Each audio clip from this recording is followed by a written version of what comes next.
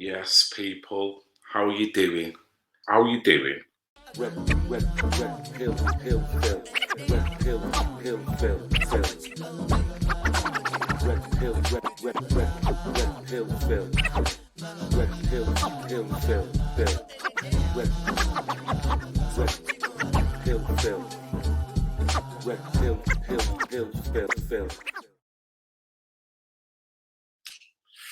23rd of April.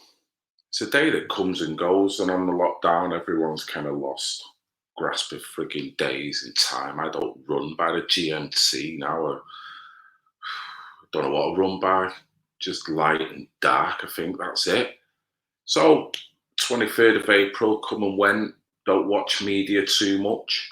One thing I did notice is the same old castigation come about with people that wanted to celebrate the St. George flag, St. George's Day. To be honest, the English flag isn't just a symbol of racism. It may be the primary symbol of racism in this country because of how it's been adopted and co-opted by the far right. In my mom's generation, it was keep Britain white and being chased down the street, being called a monkey. In my generation, it was a National Front telling me to go home. And now you've got the EDL, BNP, and all these other groups, right? And to be fair, if the same people who are hurling out all this abuse are waving this flag, have it tattooed on their chest, then what else could it possibly be? Wow. Is the St. George flag the most racist thing primarily that you've ever seen?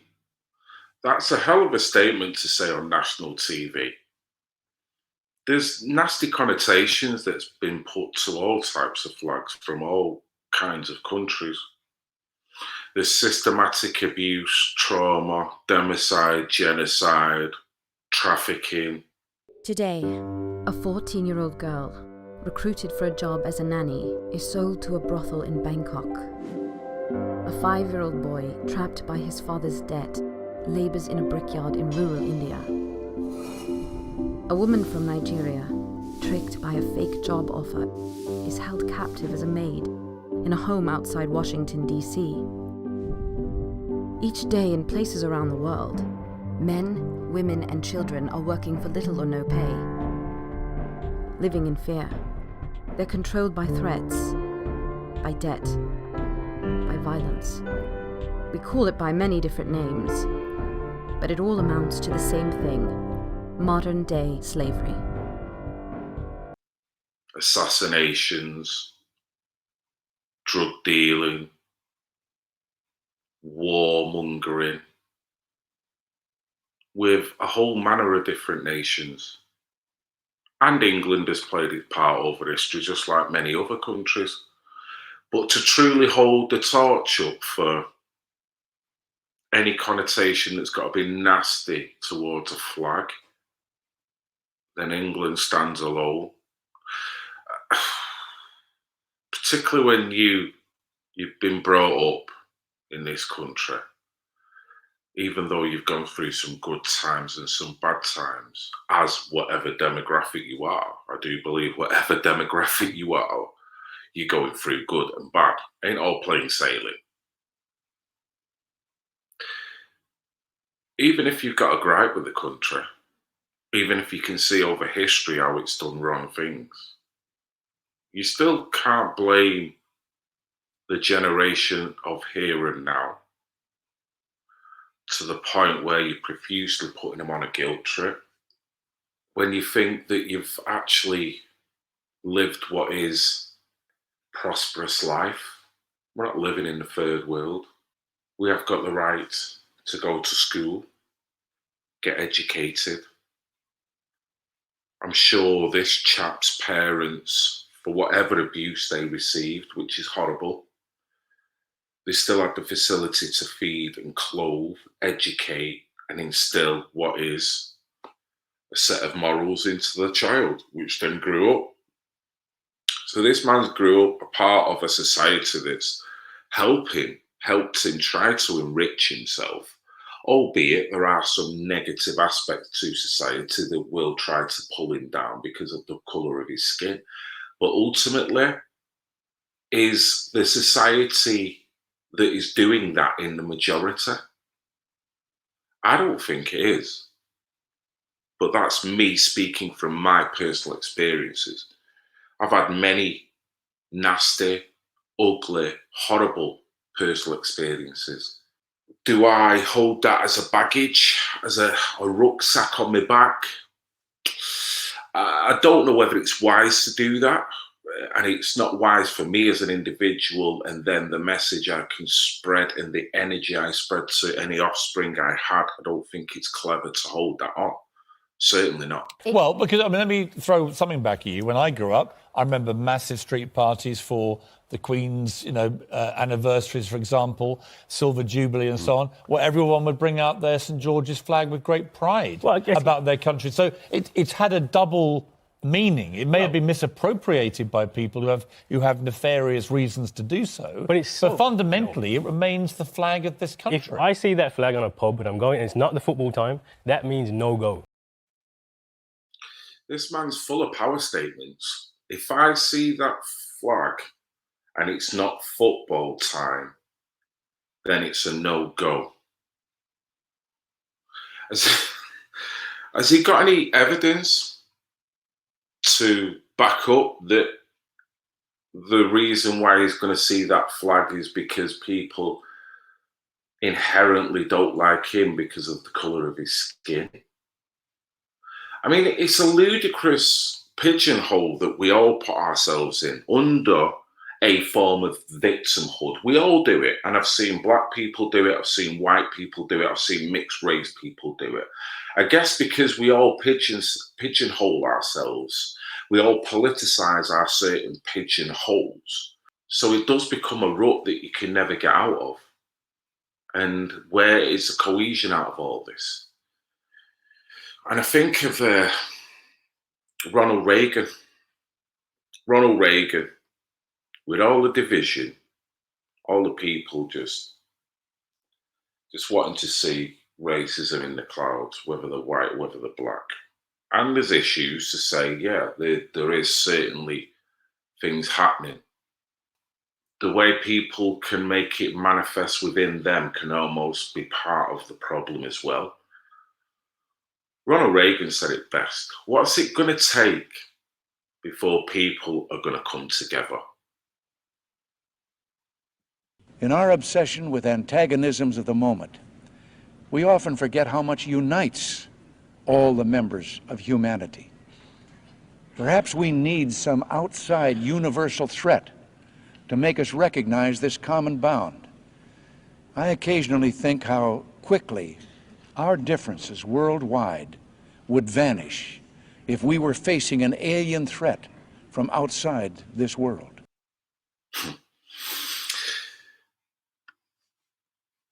That footage was supposedly taken just a few days ago in San Diego.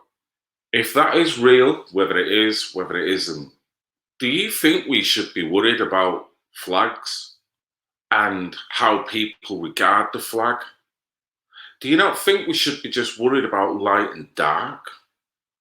Do you not think there's far bigger issues that we can all come together and fight and tackle? Today there are 21 million people enslaved worldwide. They are in every country, including yours. Without recoiling to our pigeonholes, where does that ultimately get you? Does it keep you stagnated, but yet you feel you're awoke, you feel you're making change, you feel you're enlightening people, but are you truly enlightening people? Or can what you are doing be exacerbating the situation even more so? That means no go today is the same way it did 10 years ago. All right, in many ways, it's like the Confederate flag. It's like, that's our version. Well, it's an interesting comparison, except that Nigel Farage, the problem with this is St George is our patron saint. I mean, he is the English patron saint. We've been through all this before. Back in the 1970s, you'll remember that the National Front adopted the Union Jack as their symbol. And everybody said, we mustn't fly the Union Jack, it's a symbol of racism. And actually, collectively, people said two fingers up to that, we are going to fly the flag. So they should. to ban a flag is on the basis that the flag has been sullied that much that it can ultimately not have any good connotation anymore. Now, yeah, you can talk about certain organisations that have utilised that flag for their own gain for whatever they want. The bottom line is what it truly means to the majority of the population in this country is that nasty connotation, that sullied that you can't get out your brain, that you feel is that baggage. Is that what is truly reflective with people that want to adorn that flag? To the majority of people, there will be a percentage of people that totally back up your theory. Does that validate the rucksack that you're carrying? By you carrying that rucksack, are your actions going to manifest as such where you're keeping that little divide there? I learned to transcend all this shit a long time ago. I still, as an individual, get looks that could be for multiple reasons. I still get the odd occasion where people can speak down to me, where people can act in such a way without actually speaking to me. It gives me the feeling that they are trying to make me feel like I am some way inferior to them. Now, whether it is because of my accent, my decorum, the way I am, or because of the colour of my skin, I'm not ultimately a guy that will pull a race card just because I've had a bad conversation with somebody. Either way, I don't let that burden me. I don't let that be that backpack that then is going to make me manifest into something that is only going to keep that cycle going. Because I know I've had too many good experiences. I've had too many people with all types of demographics that are beautiful people, supportive people, loving people, helpful people, respectful people, charming people, to blow that backpack theory out of the water.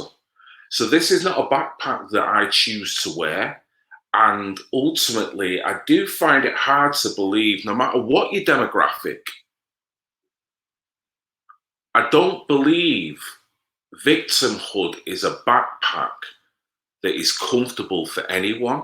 I don't believe victimhood is a backpack that is comfortable for anyone. And ultimately, I think it causes trauma and fatigue itself with containing that backpack mentality, whether you're white, whether you're black, whether you're Muslim, whether you're Chinese. If you feel the world's against you and you act like the world's against you with everything you do and say, what energy do you give off? What are people going to get from your energy? Is that going to be helpful to change the disparaging element of your argument?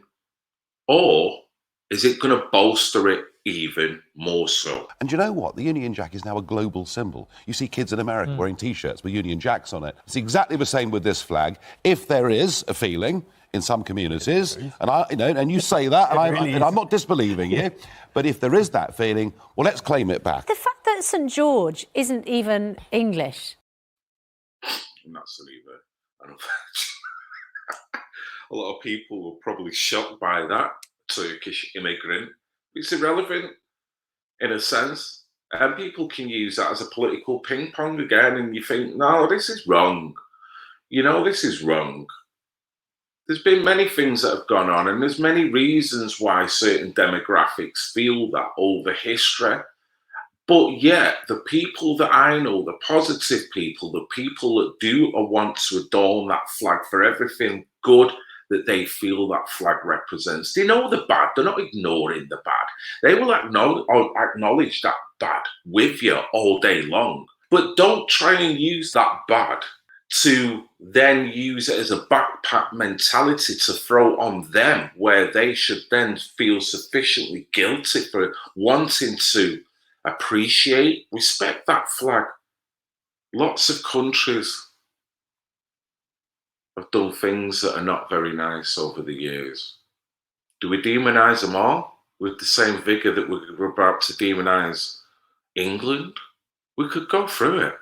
All the genocidal, all the abuse, all the wars, the false imprisonments. The list goes on and on. And I don't think any country, including a lot of black countries, that are going through the same thing. There's an element of corruption. There's an element where they are shitting on their own people from above. To say the flag resembles a Confederate flag is another bold statement. I don't think that's true. I think that's false news.